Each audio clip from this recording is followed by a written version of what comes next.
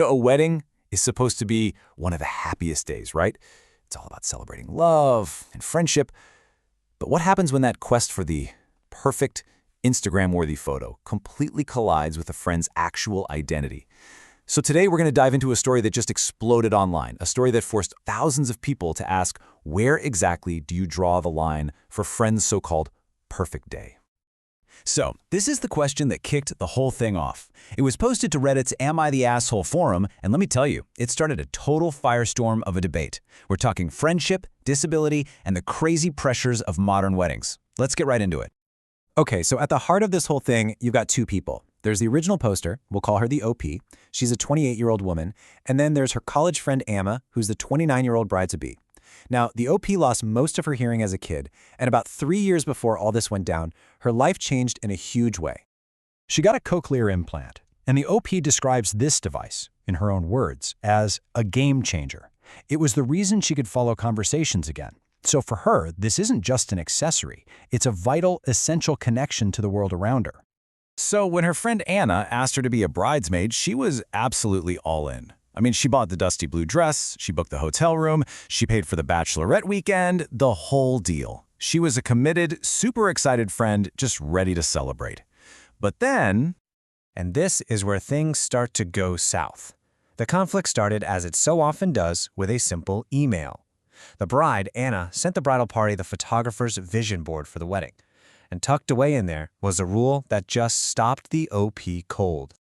No visible medical devices. Yeah, the OP obviously reached out to Anna right away to ask, hey, does this apply to my cochlear implant? And the answer she got back was yes.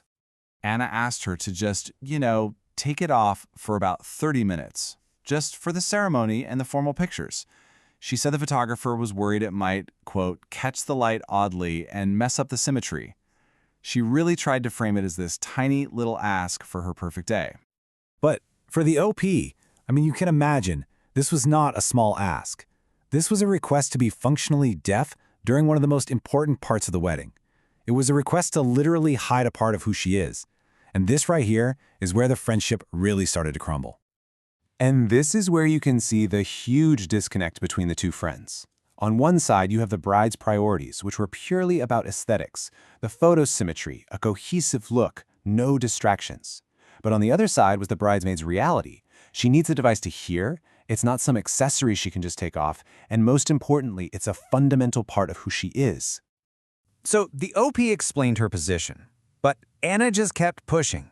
First, she offered these so-called solutions, like putting the OP on the end so she could try to lip read and having the hairstylist just cover it up.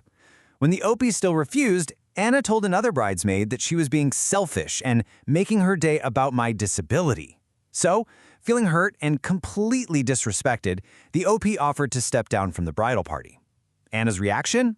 It was explosive. She accused her of shattering her perfect wedding vision. And get this is where the pressure became just immense. It wasn't just the bride.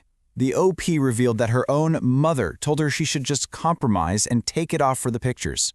Can you just imagine that feeling of isolation? Seriously, what would you do in that situation?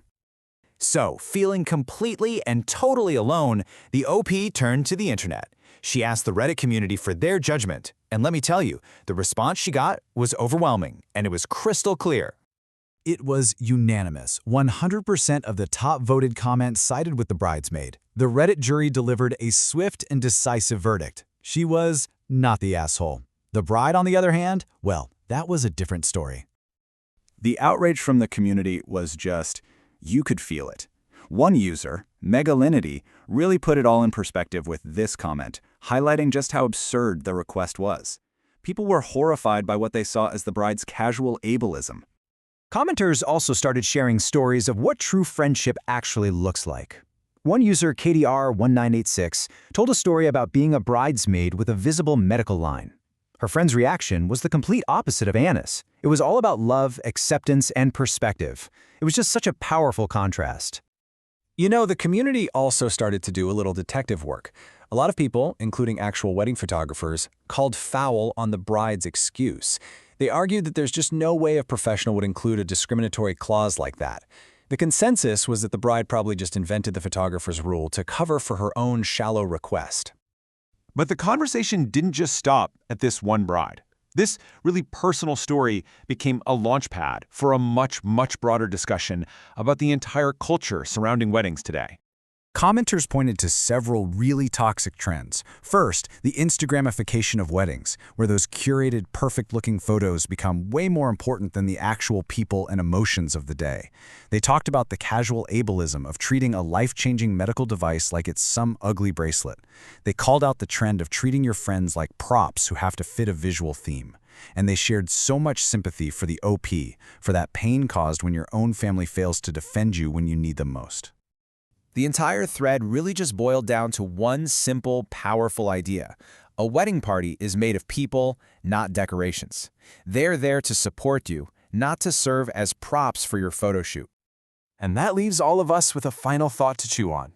In the pursuit of a perfect wedding album, that flawless social media post, what are we actually sacrificing? When a memory is so carefully curated to remove any trace of imperfection, any trace of reality, what parts of our friends, our lives, and ourselves are we erasing in the process?